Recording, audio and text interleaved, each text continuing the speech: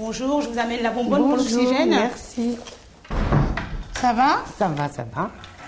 Gabrielle a été hospitalisée d'urgence ce matin à cause d'une grave crise d'asthme. La moindre poussière est pour elle un facteur déclenchant.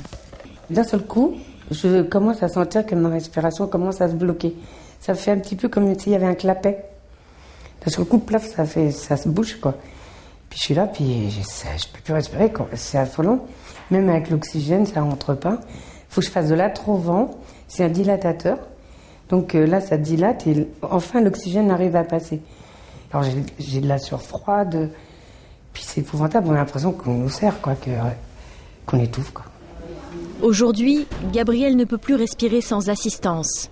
Asthmatique sévère depuis l'enfance et multi-allergique, les médecins ne parviennent pas à stabiliser son état. J'ai fait des tests au niveau allergique et l'allergologue, elle n'en pouvait plus parce que tous les tests qu'elle me faisait, c'était positif tout le temps. Et même ce jour-là, j'ai fait une réaction à la suite des tests qu'on m'avait fait et on a arrêté, quoi. Je suis allergique à la moisissure énormément, au latex, à plusieurs choses quand même, hein. Et surtout aux médicaments. Beaucoup. C'est pour ça qu'on n'a plus beaucoup de choses à me proposer au niveau des traitements. Il y a eu des travaux chez moi.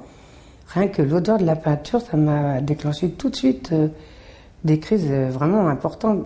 J'ai décompensé au niveau respiratoire tout de suite. Je vais me mettre là, comme ça. Ces déplacements se font à bout de souffle. Pour Gabrielle, arpenter les couloirs de l'hôpital devient de plus en plus difficile. Après une promenade, je me sens un peu fatiguée.